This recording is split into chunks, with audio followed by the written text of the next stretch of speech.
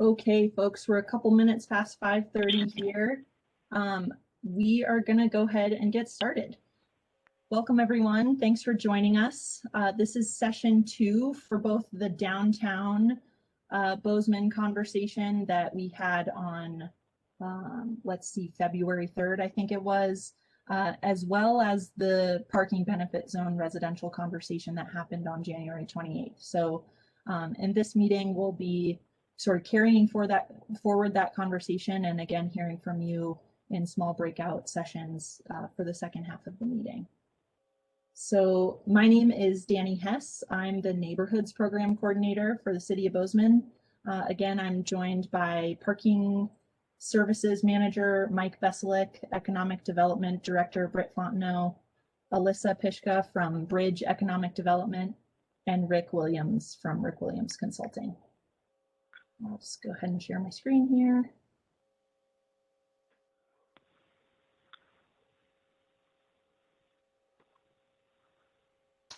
Okay, thumbs up if you're seeing a PowerPoint slide. Cool. Awesome. So we went through introductions there. I'll go through meeting background and purpose again. And then Alyssa will walk us through the feedback that we heard from you all in those first meetings regarding PBZs and residential parking around downtown, as well as the downtown focus conversation. Rick will then take us through the proposed solutions, short, medium, and long-term solutions based on your feedback, based on the Parking Commission, Parking Commission's work plan and priorities based on that downtown strategic parking management plan, and then program funding and staff capacity. And then we'll wrap up our time together this evening with the breakout sessions, again, hearing from you on a couple of key questions, making sure that we heard you in those first 2 meetings, and then we'll talk about solutions and input on those solutions.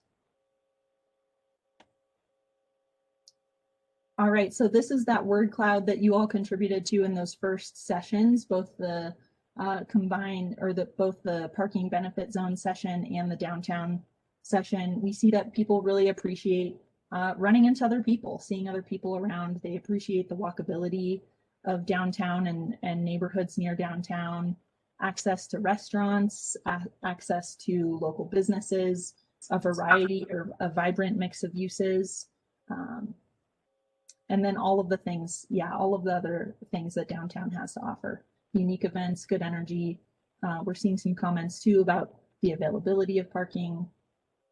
All good stuff. Thanks for contributing to that. So again, January 28th was that discussion focused on parking benefit zones and managing residential parking in neighborhoods near downtown.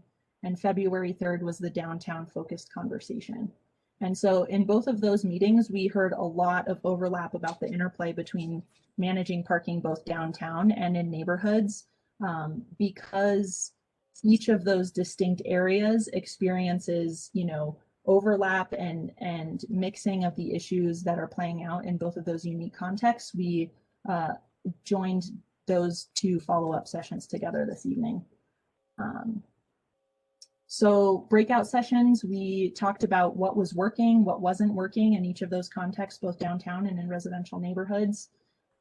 We talked about the alignment of guiding principles and values that underlie our approach to parking management. And then we recorded that feedback from the notes that you all took, from notes from facilitators and parking commissioners who were in attendance, both of those sessions. And then we provided a summary to you all about what we heard in both of those meetings.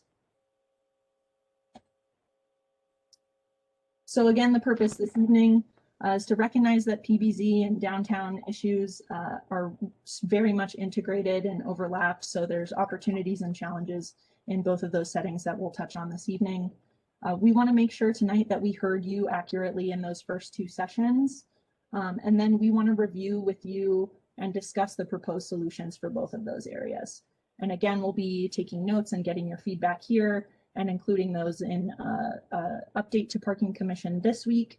And then the consultants, Rick and Alyssa, will help us compile a final report on this entire engagement initiative that will inform the Parking Commission work plan for the next year and will also be presented to City Commission.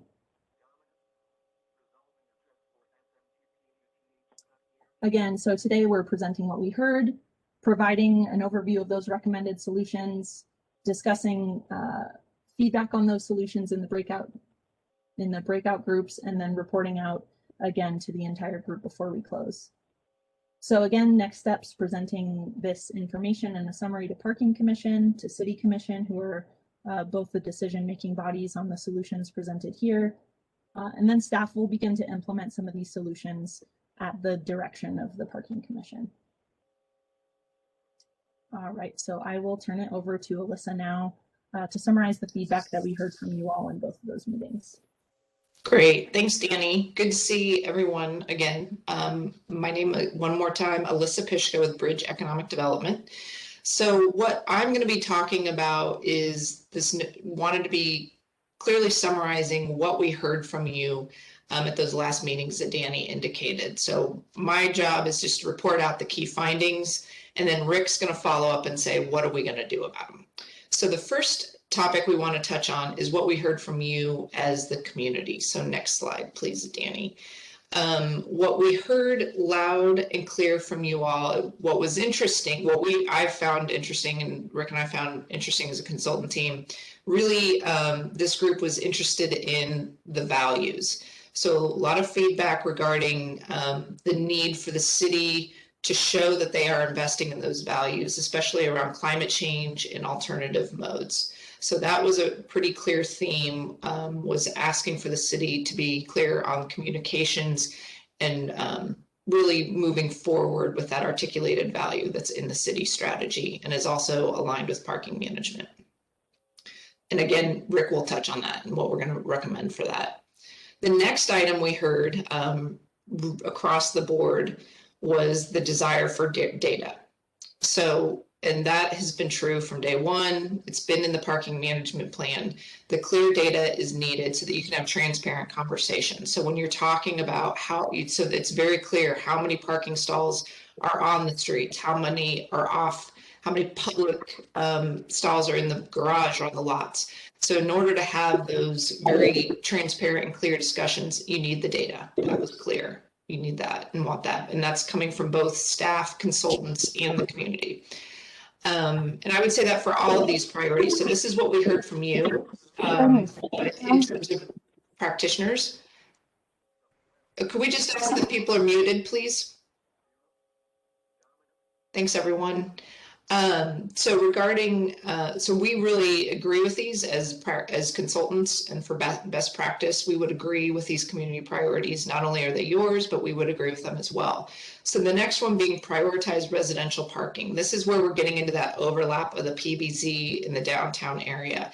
We were hearing there's some areas within the B3 already that there's employees parking on residential street where there's residential uses along the street. So prioritizing that residential parking. Same time also wanting to prioritize on-street customer parking. Many of you recognized it's really important for the health and vibrancy of those retail businesses, you know, traditionally thought of on Main Street, but also on the side streets. They need to have their customers quickly accessing their stores to make it convenient and accessible. And finally, we heard kind of is the complement to that, or the contradiction to that, is the concern for employee parking. And this, you know, is consistent in all communities that Rick and I work in. It's more, and we'll talk about this solution, but employees tend to park right in front of their own building or their own storefront sometime, which is competing with the customers. So that was a priority, was to make sure that that employee parking is managed more appropriately.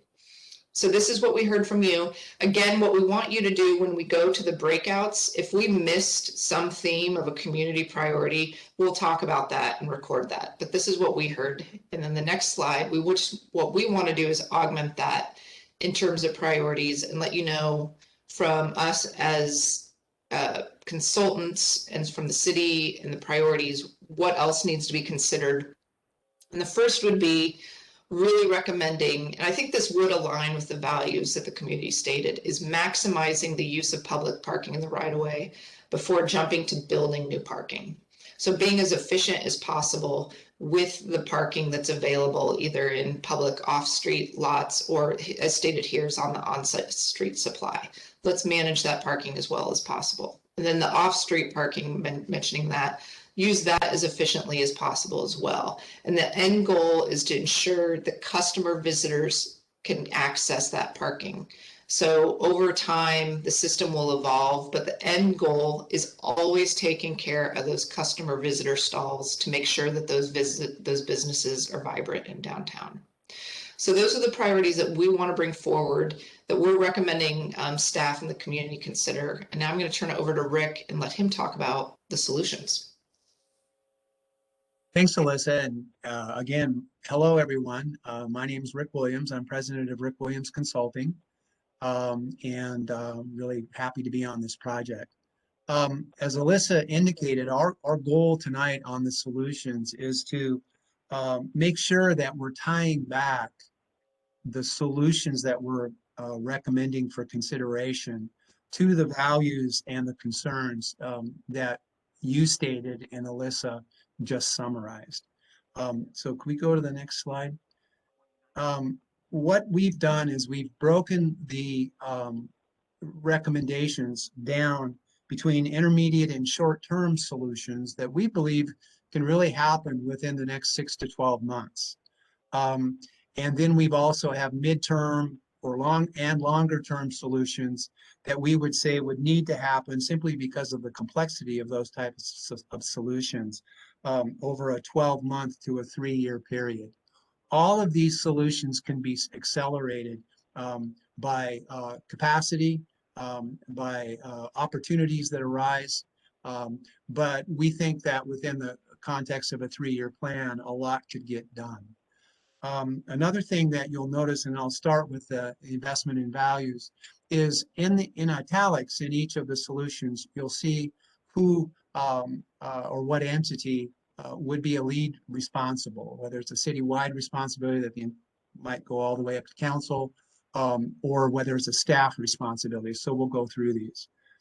As Alyssa said, we heard very clearly, and one of the key themes relative to both downtown and the PBZ discussion was that the city wasn't possibly committed to the guiding principle that's in the parking management plan for integrating parking management into alternative modes. I think a lot of people made the connection that parking management is going to be best facilitated if it's a multimodal system, and there was skepticism as to whether that was a commitment by the city. So one of the things that we're recommending are two things, is again, embracing that guiding principle of integration of parking management into the broader planning process for alternative modes, and do it in two ways. Both of them are in being transparent. One is that within the next 6 months or sooner, the city communicate any of their existing planning efforts that are on the books now, and any investments that they're currently planning on making in alternative modes, so that we can answer the question directly: where are we in space and time in terms of making that connection between the guiding principle for integration of modes and current investments? Then moving forward, the city needs to develop a communication process and a way to display investment planning that match up with the city values, particularly those related to alternative modes and sustainability. So making very clear that within mid, long-term and planning beyond the current planning that's on the books, that the budgeting process is running the filter of that guiding principle on. Particularly, if we do that, the city community can just see, here's what we're investing in now, and here's what we'll be investing in the future, because it's the decision making related to parking in particular, and the correlation of parking and other modes is on the books, and they can see it. So next slide. And again, probably as relevant as the previous solution recommendation is collect data. As Alyssa said, we've heard over and over and over again that the best way to engage a conversation is objectively with data. We need to be able to answer who's parking, where are they parking, when are they parking, what parking may be constrained, what parking may be available. And we believe that that needs to occur both within an evaluation of the public supply, but also the private supply to see if there's any shared opportunities there. As many of you know who've read the strategic plan, key metrics have already been outlined. We've discussed them in the previous breakout groups with you, as well as the methodology, the metrics and the methodology for collecting data. And the city needs to sit down and commit to a schedule of routine data collection, and then make sure that the findings of that data collection are transparent to the public. And then on a reasonable schedule, that first baseline data is refreshed over time. And then that data allows decisions to be made over time objectively. And to answer the question, am I right or am I wrong relative to my perception of parking in the downtown? The outcomes, of course, then is that decision-making can be very clearly conveyed. We made a decision because we have this type of a constraint, or we didn't make a decision or are delaying a decision because we've learned something about how parking behavior works in the downtown. It can also open up partnerships with the private sector because we'll know more clearly what's happening in both types of supply, public and private. Within that data collection, though, one of the key concerns that has been expressed is about the development code and the parking minimum requirements that are currently in place. It's very hard to make a recommendation on that if we don't know what the actual demand for parking is in the downtown. And so not only are we looking for those performance metrics about the activity and the dynamic of parking in downtown Bozeman, but also running an analysis of what the actual demand for parking is. And that way you can relate the actual demand to what is actually being required now. Are we requiring too much? Or we most likely, but are we requiring too much? We have a clear data point to make that discussion happen. Next slide. The issue of employee parking, like Alyssa said, this is common in many downtowns. And we heard in the breakout groups, employees are parking on the street and are creating conflicts with visitor access, and particularly that goal of prioritizing the on-street for visitors and customers. First, the data collection effort should allow us to learn a lot about how many employees are parking on street. So while the data collection effort is going, there needs to be a corollary effort now, and you can see led by parking services and hopefully in a partnership with the business community and business association, is to create an education campaign for businesses, for their employees, regarding why customer on-street parking is so important to the health of the downtown and the businesses in the downtown, and to educate further on alternative mode options that are available to employees.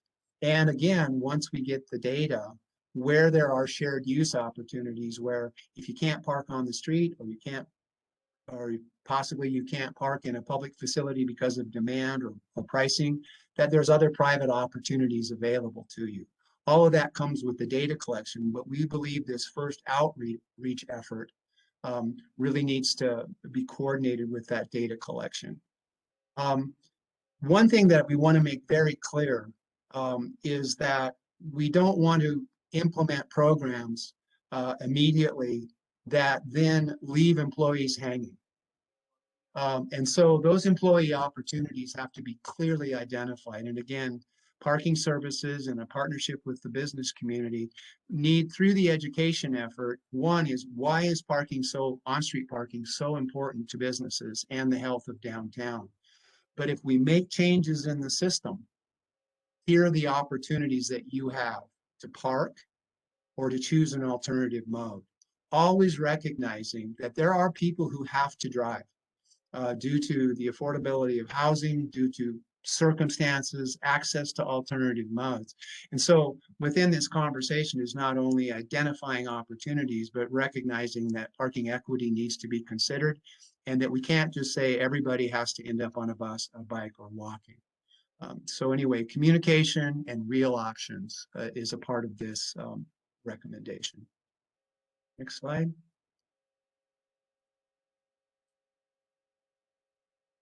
There's a lot of discussion that's occurred, and I think some misunderstanding that the original plan said, let's just meter downtown as a way to address the customer parking issue.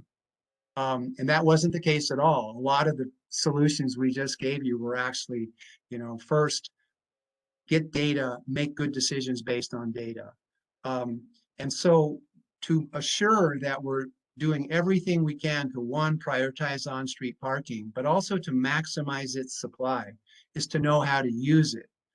And as a part of, there's the employee education and outreach program that we talked about. That's going to happen first. And if that doesn't create behavioral change, we should see it in the data collection efforts. Can we just simply convince employees not to park on the street? If we did, and we knew how many people there were, that would have an effect, theoretically, on demand for on-street parking. If employees didn't park on the street, there's more parking for visitors. We should see that. So one, if that doesn't seem to solve the problem, and in some cities it hasn't, enforcement just can't keep up with people, then we use the occupancy data. The occupancy data then would say, if we can't get employees to park off street and our occupancies are still creating adverse constraints within the system. For instance, we talked to you about the 85% rule. The Parking Commission would consider going forward with paid parking. But in that discussion and in that evaluation that's data-based, we also have to assure the city that parking turnover data, when translated into what a fee might be, is frequent enough and significant enough to cover the cost of implementing a paid parking system. Somehow, if we have to go to paid parking, going through this logical system of decision-making, we have to assure that the cost of the system isn't more than what we could collect. At the same time, making sure that the streets are open and available for customers and visitors. Next slide. And again, that's a medium-term solution, that previous one. So again, that would happen with, over an 18-month to a 3-year period, that discussion. More specifically to the PBZs, we heard very clearly that, and the guiding principles say that the priority for parking in a residential neighborhood is for the residents and their guests. But we also have to realize that the city has a goal of unlocking parking. And we also know, we've heard from you, that employees are parking in your neighborhoods, and that issues related to constraints within that buffer now between the B3 zone and some neighborhoods is difficult. So that's why we believe that the PBZ, we've looked at the PBZ and we think it's a great tool. There are PBZs in other cities around the country that have used a PBZ residential permit format to address these issues that you've put on the table, particularly overspill from other uses, non-resident uses, into residential areas. One of the best ways to control that is to take control. But what we like about the PBZ right now is that it's an interactive process between the Parking Commission and affected neighborhoods, and that it would be data-based. It would address constraints that are identified through the data. It would occur through a conversation between the Parking Commission and those affected neighborhoods. And so again, it's a realistic tool that we think it's on the books, and we think it's a tool that neighbors in the city can use. The only change that we would recommend to the PBZ format, as we understand it, is right now there's nothing in the language that created it that says there's a how big or small should a PBZ be?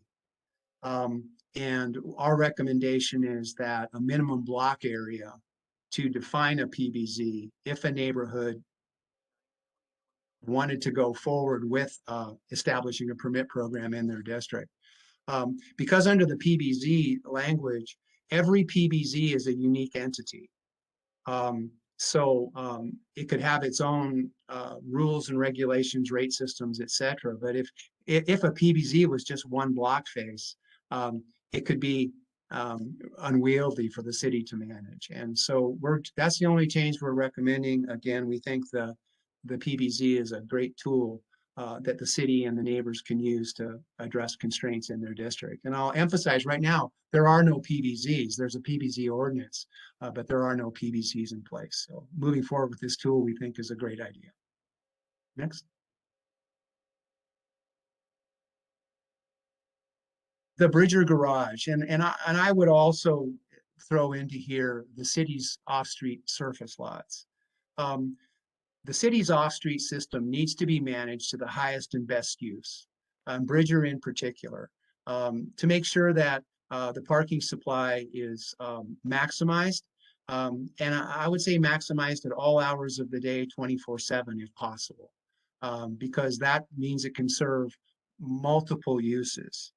And if it's flexibly managed like that, one, it'll accommodate more users, a multitude of different types of users, and it'll be more financially sustainable.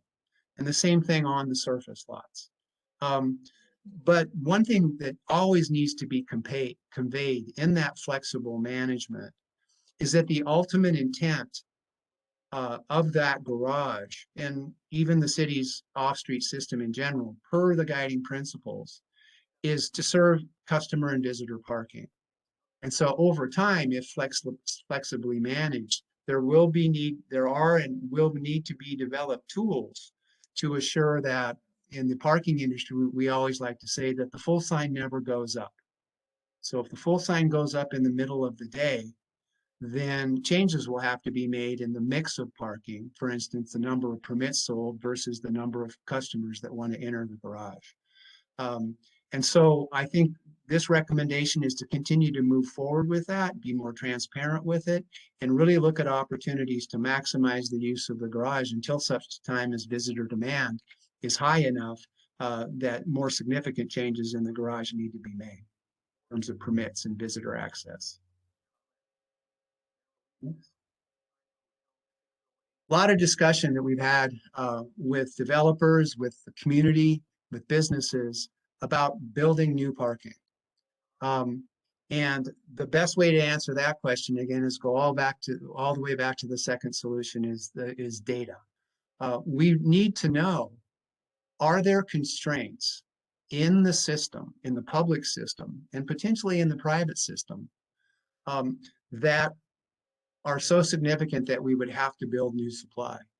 Or can we better manage the existing supply to move those constraints and move those constraints not only into other parking that might be available, identified by the data, but into other modes? And if that occurs, we can find that we can have more time to develop a funding package that would fund future parking future parking. Right now, just as a back of the napkin estimate, a new Bridger has about 330 stalls right now in visitor space. To replicate that in a new facility in downtown would cost somewhere in the range of $18 million. And so maximizing the supply now gives us time to generate the revenues necessary if new parking demand requires the development of a garage. But the real key to this strategy is being ready to make that investment when the demand suggests we should make it. Right now, we have never really worked with a public municipal garage that is funded with one revenue source. And so this solution is saying that staff needs to sit down now and begin to identify completely a strategic package of funding options that would be available to them if and when a new garage is necessary. Without a funding package, we can talk about the size of the garage and where it needs to be located all day. But without that funding package, it won't move forward. And we've found that happening in other cities. So it's really putting together a funding package now and say, these are the sources of revenue we would need. And then being ready to do that when the time calls for it. Next slide. With that, I'm going to turn it back over to Danny. Awesome. Thanks, Rick. So now I think it's time for some small group discussion. I want to open it up to questions. We can take 1 or 2 clarification questions before we do breakout groups. We've got 2 discussion questions that we want to run through while we have our time together in those breakout groups. First of all, did we capture your feedback from that first session correctly? And then secondly, do those solutions address your concerns? And so if there are any questions now before we head into those breakout groups on clarification about what Rick and Alyssa covered, let's go ahead and cover just 1 or 2 questions now before we jump into those breakout rooms.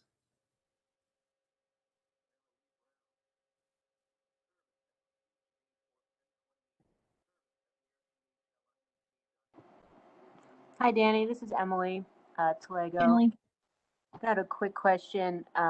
Curious for our consultants if Rideshare has been factored into any of our discussions thus far, or if that's something that's been part of solutions proposed for other projects they've been on.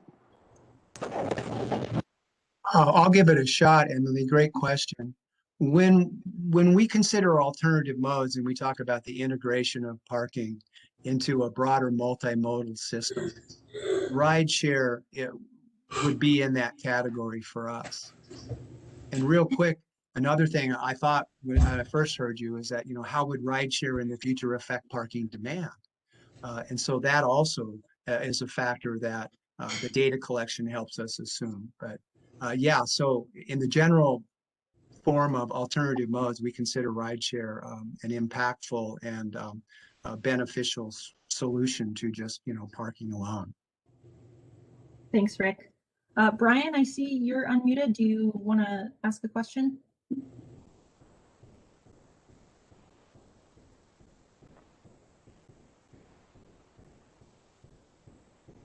Okay, Brian, it looks like you're unmuted. It looks like we have a call-in user 2, someone on the phone who is unmuted. Do you want to shoot a question out there?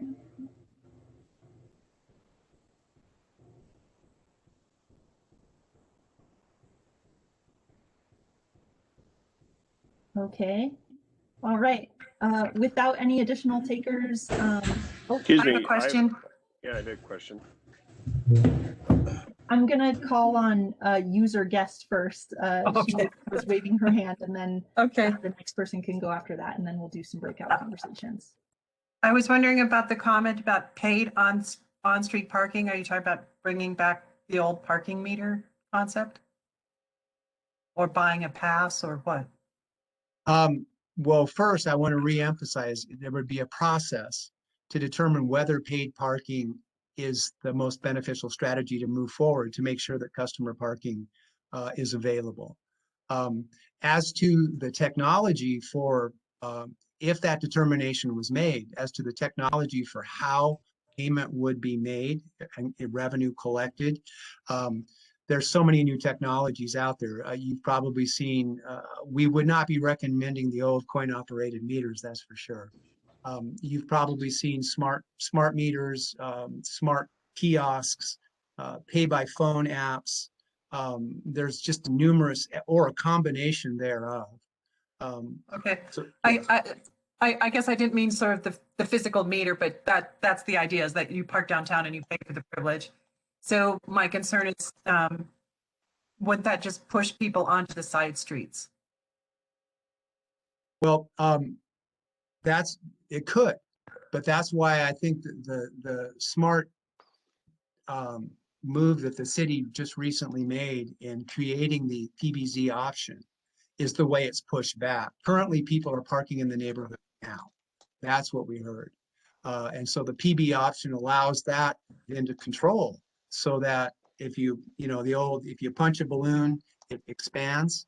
Well, the idea of this process with a PBZ is it's going to push everything back to the middle, which would hopefully push parkers into existing supply that's available now into alternative modes. So I think the PBZ is the best barrier against that happening.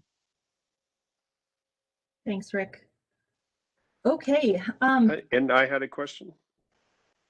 Sure thing. Is that Corey? Yes. Yeah, I unmuted. I tried to raise my hand. It wasn't quite working. Sorry. Well, I just had a question. I wanted to clarify if you have the information, but it's been a number of years that we've been working through parking and listening to what Rick has to say about it, which is all very interesting and experience-based. It's good information. And at the center of it all, as was detailed as one of our points of emphasis, is the importance of data.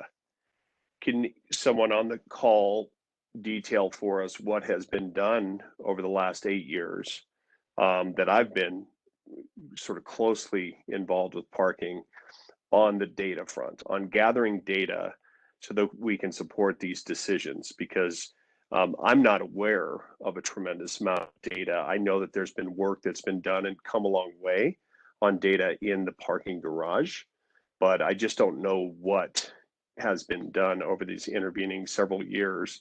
And if nothing's been done, that's just water under the bridge. It's a missed opportunity, but I just don't know what has been gathered to this point and what you all have access to, and I didn't see it in the presentation.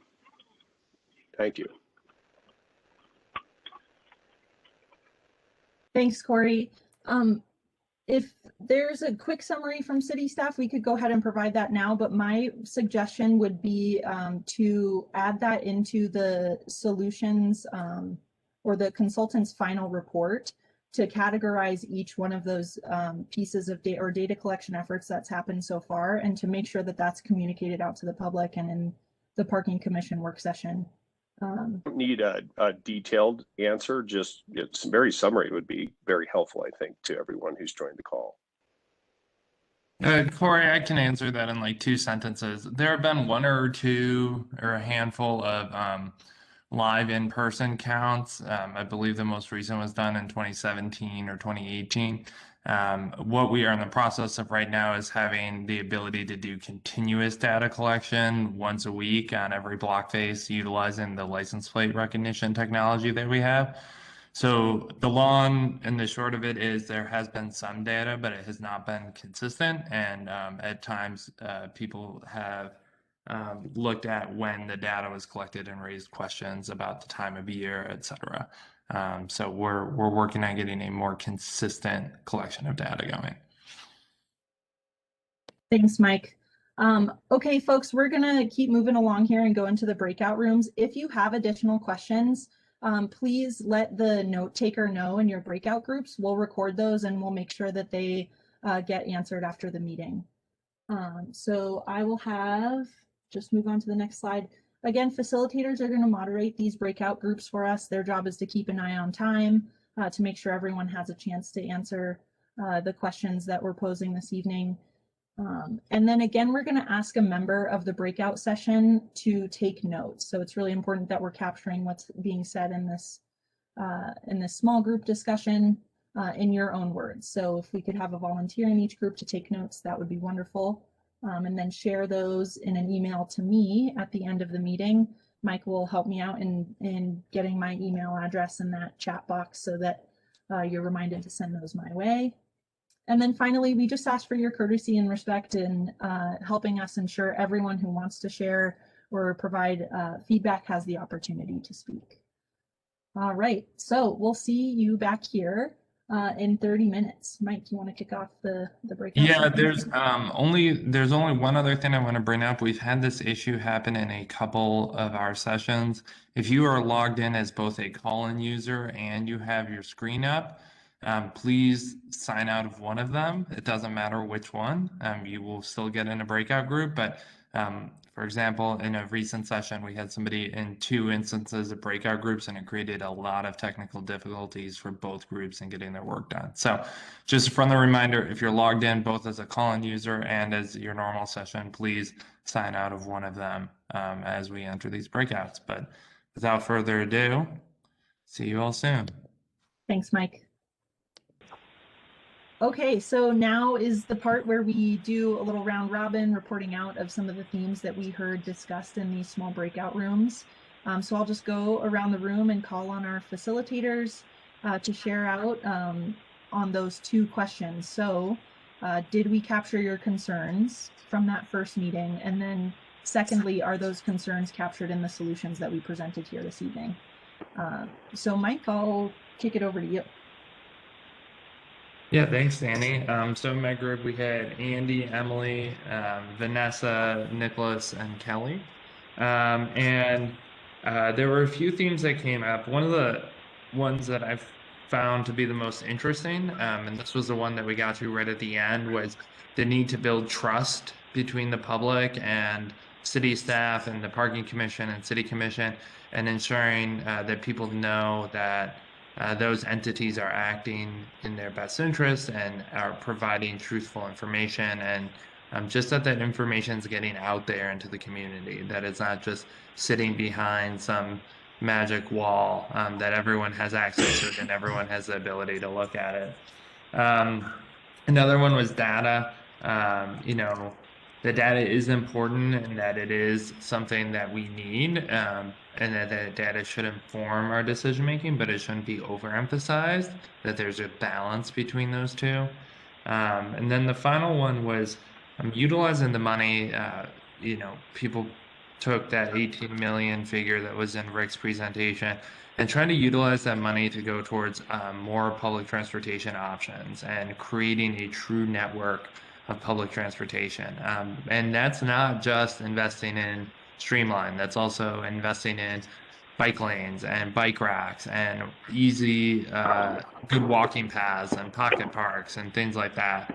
And so utilizing that money really across the board to do that. I think, and the last piece being that parking spots are expensive, and that contributes to a person's individual cost. It contributes to their cost of housing, contributes to a lot of things, and anything that we can do to help lower some of those costs can be useful.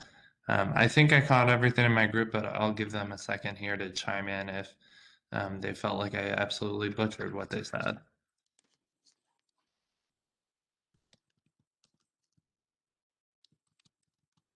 All right.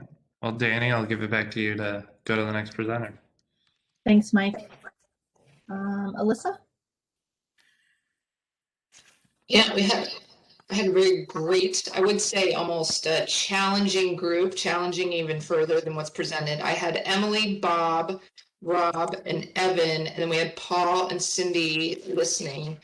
And I would say the core themes would be think bigger than a parking stall. What's the vision? What are we trying to accomplish? Think about creative rideshare, again, similar to the other group. What's the community vision with it? It's not just about parking. Another similar comment, data is good. It can help a lot in transparent communication, but don't let it turn into analysis paralysis and keep you from making decisions. So be using it wisely, but don't over rely on it. Our group also discussed Bridger quite a bit. They're like the solutions of using Bridger more efficiently was made. There could be opinions that it could be used much more efficiently, more money to the city to solve other programs, other uses. So that was highlighted. And then finally, the comment was, don't be afraid of parking management. There's a sense that the city is just very hesitant to do on-street metering, on-street fees when cities do it all over the country, and Bozeman shouldn't be afraid of it. So those are my core themes. If my group wants to chime in on anything, go for it.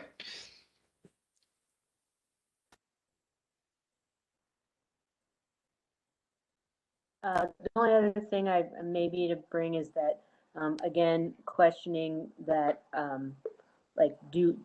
what is the parking? Do we actually have a parking problem, or do we have a perception of a parking problem?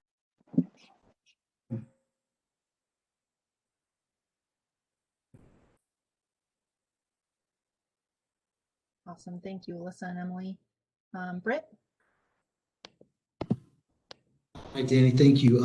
So I also had a really good group, very knowledgeable. Had Andrew, Ellie, Rebecca, and Jeff. And so I'm gonna read through these comments. Actually, I forgot to ask someone to be a note taker, so I just took the notes. So everyone, please, in my group, please add or clarify if you have to. So I'll start with Ellie. So Ellie appreciated the sessions. She thought that over the last several weeks, these parking sessions have been a real good way to educate people and to get folks thinking about parking that maybe don't think about it in the same terms that we do every day. So getting people educated is very important, as well as getting the data. And that data piece, as you guys already mentioned, is threaded through all the comments. Data is important.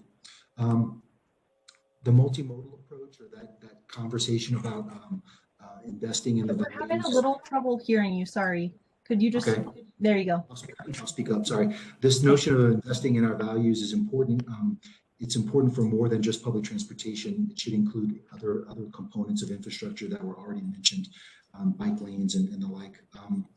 It's difficult to change people's habits and behavior, but that's what we're working on. Ellie also mentioned weather does have a very real impact on these discussions, and wintertime parking is different than summertime.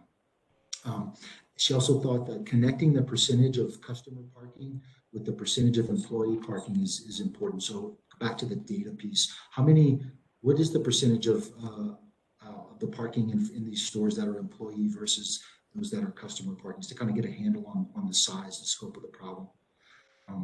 Also important is distinguishing between property owners and business owners. They're not always the same. And so it's important to, when you're asking for, when you're making recommendations or suggestions, you really need to know who you're talking to, the property owner or the business owner. Let's see, parking wayfinding is something that Ellie suggests we do a better job on, trying to make sure people know where to go if they don't already. Make it clear where employees should be parking. So parking wayfinding. The shared parking agreements that was mentioned in the solutions is important. We should be working on that, including, again, good signage and of course the parking benefit zone. She thinks it's a good tool to help control any overflow. So I'm going to move on to Rebecca, who agrees with many of the things that Ellie said. And Rebecca, correct me if I overstate that. She thinks their approach to work is reasonable. The way we're doing the engagement and the way that some of the solutions are being discussed, those seem reasonable. But again, more emphasis on different ways of encouraging people to move around in the downtown, more than just the bus system. Encourage carpooling, for example. And then Rebecca ended by saying that the garage should actually be, any new structure should be the lowest priority on our list. We should fund other solutions and work on other solutions first before we move on to something like a structure. Then Jeff suggested that our solutions are moving in the right direction. He indicated that he agreed that data is important. He also cautioned us that the data may show something that we don't expect, and keep an eye out for that and don't shy away from that. Also thinks that the areas outside the B3 could be good for downtown parking, provided that they are managed correctly using parking benefit zone tool. Let's see, and Jeff also suggested that a financially sustainable system is really important. So we should continue to pursue a system that pays for itself. And then Andrew, lastly, thinks that the effort in the process was good. He said Missoula, in his experience, Missoula has paid parking downtown.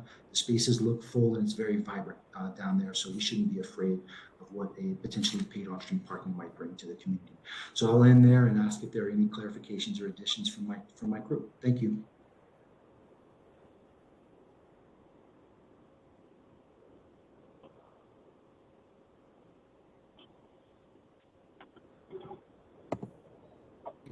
think that's it on our end. Anything to add, anyone? Some really good note taking by Britt. Okay, I will go next here and then we'll have Rick wrap it up. So in my group, we had Brian, Linda, Jane, Melissa, Lizanne, and Jason, and one mystery caller that you can chime in and say hi when I wrap up here. But we had some frank and honest conversations about this process and about concerns moving forward with parking management downtown and in downtown neighborhoods. There is concern that ensuring that new development pays its way going forward was not captured in the solutions presented this evening. There's some mistrust and frustration with the online platform, concerns that we'll be trying to make changes without having involvement opportunities that are accessible to all. That's well understood. It's a tricky change to make in the time of COVID. So folks were feeling some frustration with that. There was the sentiment that justifying reducing parking requirements for new development is sort of fantasy. People need their own cars here, and they want to ensure that that is not sole justification without true investment in providing robust access downtown via all modes, including personal vehicles. Finally, we heard support for using existing off-street lots such as the library to create or better utilize off-street opportunities and to provide employee parking, to prioritize visitor and customer parking, so more efficient use of that off-street space as well. And Melissa took some great notes for us, and so Melissa, if you feel that there are any gaps in there, feel free to chime in, or anyone else in our group. Yeah, I think just wondering if we were discussing the code in B3, one parking spot for each unit, and is that outdated given the pace of development in downtown? And I don't think that there's not a lot of interest in this around the neighborhood. People are just having a lot of trouble getting into WebEx, or it's not their technology. So 2 people in our group took 25 minutes into the WebEx meeting. Thanks, Melissa. Okay, Rick. Thanks. What a great discussion so far. Our group, we had Sunshine, Ryan, Kathy, Ann, and Corey. And I thought it was a really good discussion, particularly when we said what did we miss, or what weren't we hearing? And it really wasn't so much about the values or even some of the solutions that we were recommending, but I think the group came to the conclusion that in the final report, we need to be more clear in the narrative of what the outcomes of some of these solutions mean. So for instance, a great example that Kathy gave was the character of the neighborhoods. Our priority is residents and resident guests should be able to have priority access in their neighborhoods. But how does that affect the character of the neighborhood? And making sure that any of these strategies that we're implementing are taking into consideration the outcomes of the strategy to make sure that we're not adversely affecting any user group. And that also came out in the area of safety. What's an outcome, a solution? How is it going to impact safety and the value for safety? And also the broader issue of transportation equity. So it wasn't so much that we missed it, I think, and then my group can talk back. But it was that we need to be clear that our intent is not only the priorities, but the outcomes of those priorities be a better system. As I like to say, a system that contributes to the character of the neighborhoods, provides a safe environment, a safe access system, and assures transportation equity. So I thought that was really, really good. I think there's still issues related to that we've heard here about what is the city's true agenda. And the solutions for transparency, I think, are very, very important, at least to the users. I mean, the people that were in this breakout session is there's still just concern and skepticism. And so the solutions for more transparency, the budgeting process for investments in alternative modes are all supported. But we need to make sure that we're delivering and following through. There was high support for alternative modes.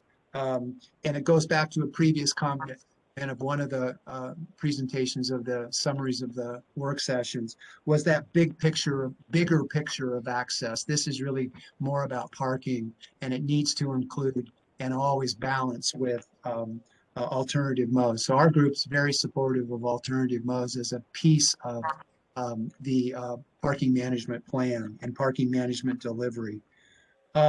There was a need for more coordination, not only at the transparent level between the city and stakeholders, but also at the working level with the coordination between the URD and the Parking Commission on how to get to funding packages, how to implement strategies that are in the plan, the existing parking management plan, and the solutions that are recommended here today, because they're going to cost something. And so I think there was agreement that this is a multivariate funding package for not only maybe parking garages in the future, or as we've heard, investing in other things like transit, biking, walking, communications, outreach, education. And so that was an important consideration, I think, for our group. Timing was an issue. I asked, what do you think about 3 years? And most people felt that was okay.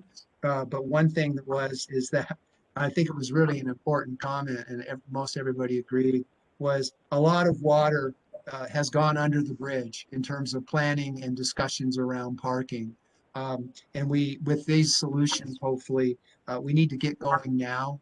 And show progress forward. And then in 3 years, we should be able to look back and see that we've made a lot of accomplishments. So with that, I would turn it back to anybody in my group to make sure I got everything. Ryan took notes for us. Thank you. Anne, I think you had some real concerns about how to absorb that much growth, like the medical arts, et cetera. You might want to comment on that. Sure. I think that was one of the things that led to we've got to get going now if we're even entertaining the idea of adding 367 residential units in the medical arts and Mountain View area, given that we've just had a bunch of new development of hotels and large residential buildings. That's an awful lot to absorb, and we need to be ahead of it, or it's going to be miserable if we're always playing catch up with that kind of growth. So yeah, that was a concern. Thanks, you all. And again, if you feel that your concerns weren't captured this evening, please go ahead and send me an email. I'll drop my email in the chat box here. Become buildings. Sounds like someone's unmuted. And next steps again are to present this summary of this engagement session to the Parking Commission. That will occur this week, March 11th at 7:30 in the morning. Just to clarify, this is an update to Parking Commission, and so no policy discussion is going to happen at this meeting. That will occur at their April meeting. So taking the feedback from this engagement session and integrating that into their work plan will occur in April.